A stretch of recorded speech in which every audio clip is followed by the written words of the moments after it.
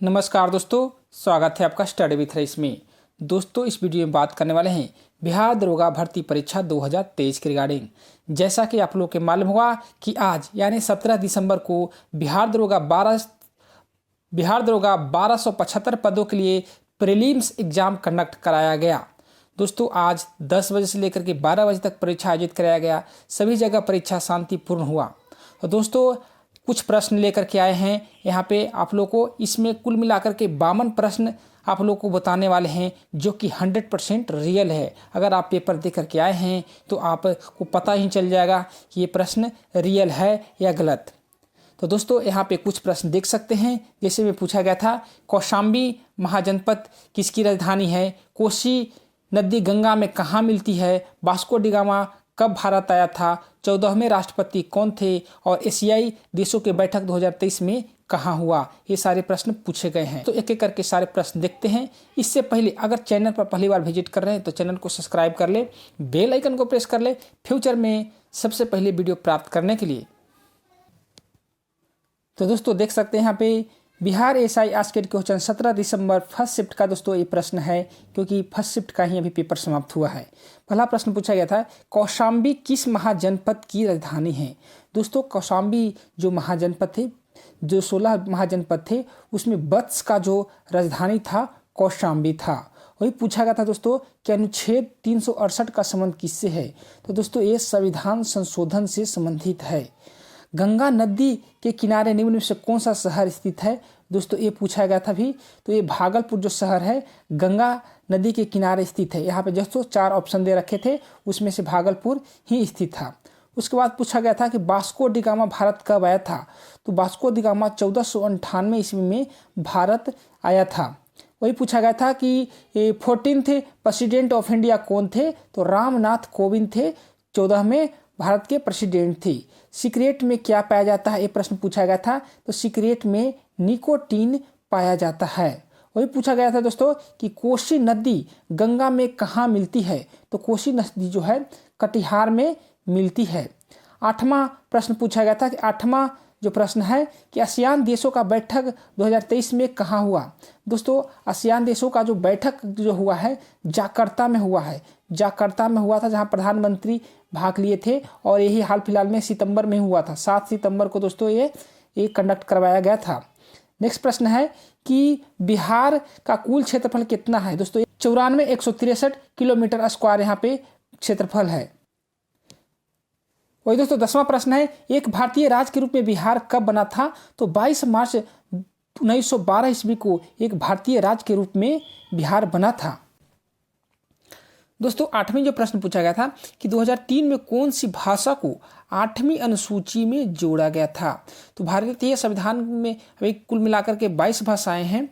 इसमें 8वीं अनुसूची में जो 2003 में जोड़ी गई थी वो संथाली थी। नेक्स्ट, टाइगर प्रोजेक्ट की शुरुआत कब हुआ था? दोस्तों, ये टाइगर प्रोजेक्ट की शुरुआत हुआ था अप्रैल 1973 में हुआ था।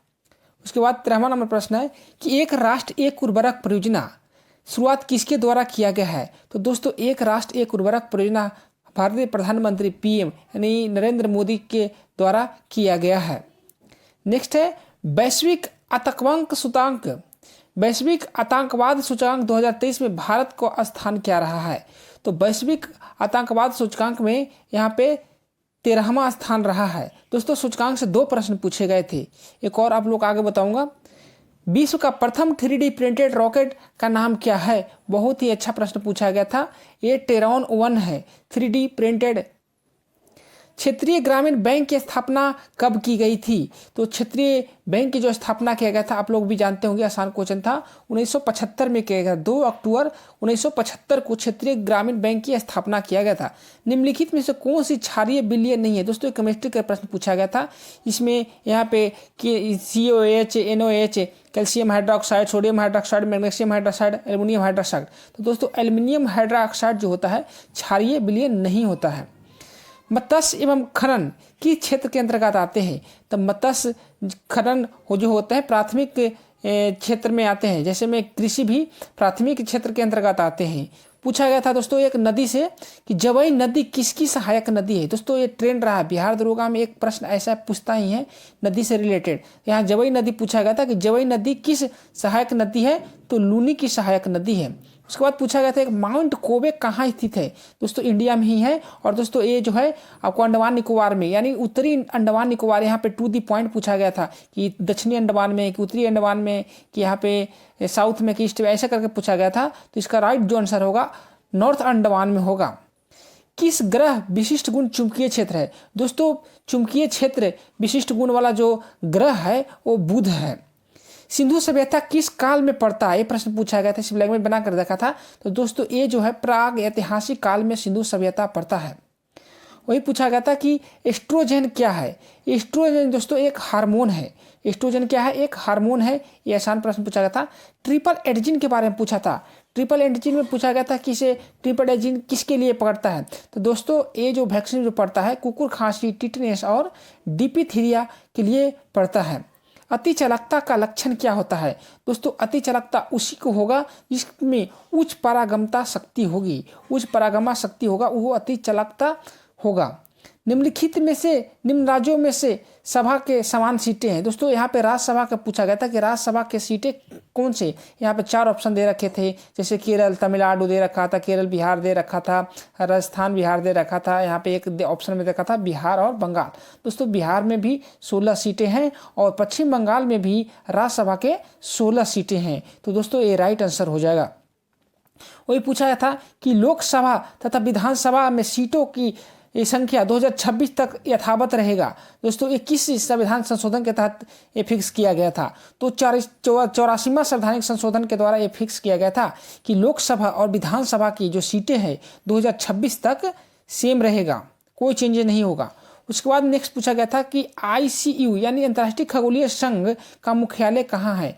तो ICU का जो मुख्यालय है पेरिस, फ्रांस में स्थित है।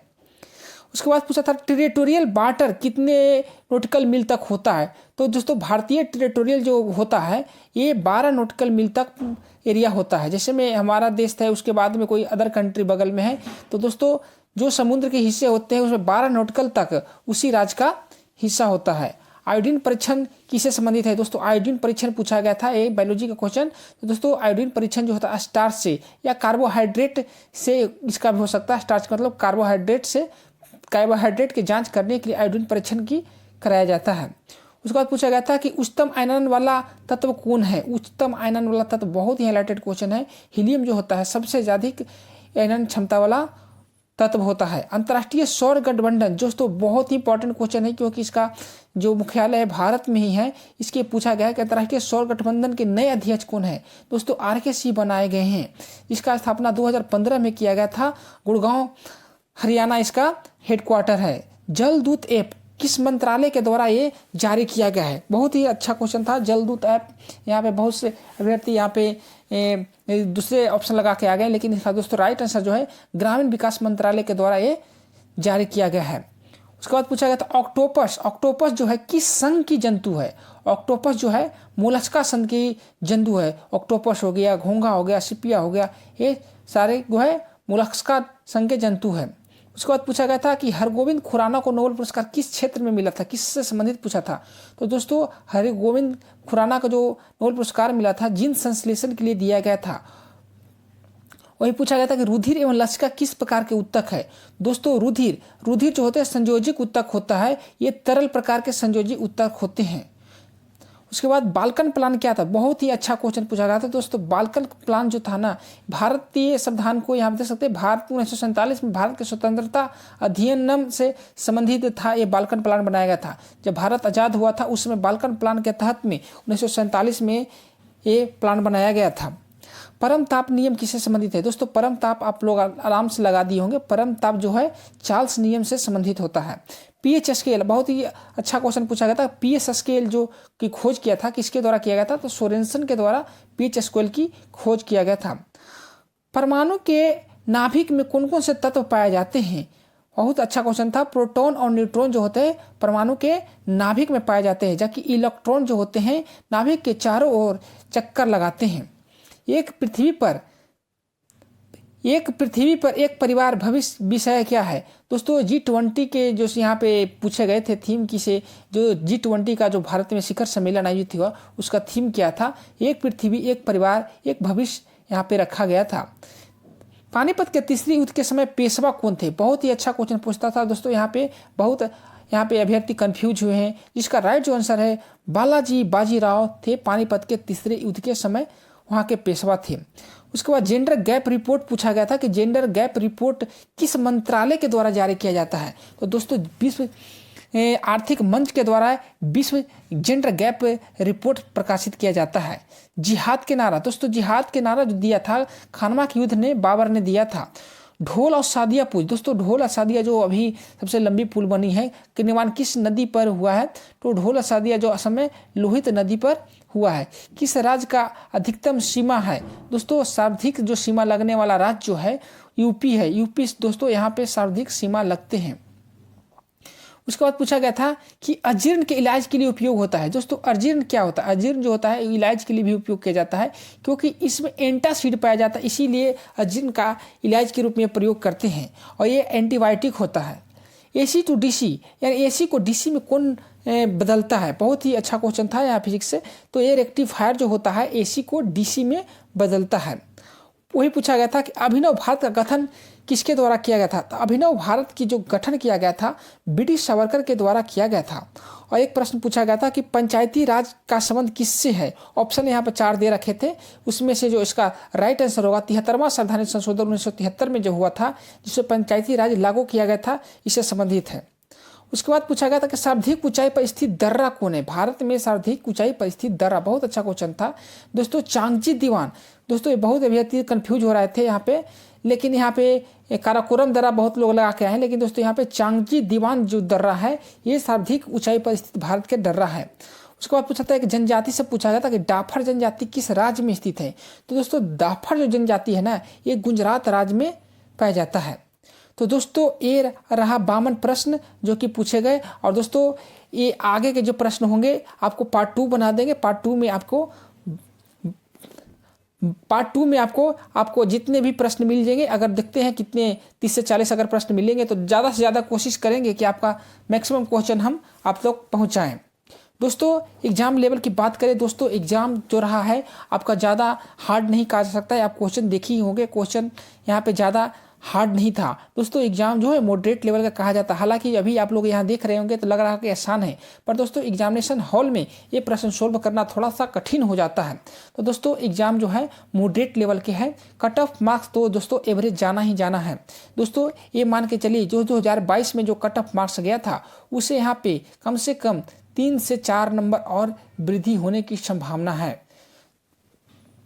तो दोस्तों अभी तो आप लोग को एक्सपेक्टेड कट ऑफ मार्क्स पूरा नहीं बता सकते हैं। फिलहाल अभी एनालिसिस कर लेते हैं कि पूरे कैसे सवाल पूछे गए और अभ्यर्थियों के कैसे प्रश्न लगे, उतने कितने सोल्व कर पा रहे थे, उसके आधार पर कट ऑफ मार्क्स बताएंगे। लेकिन दोस्तों ये मान के चलिए कि कम से कम आप लोग को यहाँ पे जनरल कैटेगरी से हैं तो यहाँ पे 65 के आसपास में आपको स्कोर होना चाहिए, तो अगर आप यहाँ पे क्वालिफाई कर जाएंगे। और दोस्तों अदर कैटेगरी के आप इसी हिसाब से समझ लीजिए, जैसे में EWS हो गया, BC हो गया, तो उसी के आसपास में कट ऑफ जाता है, उनको 63 से 64 के आसपास में इन दोनों का भी कट ऑफ जा सकता है।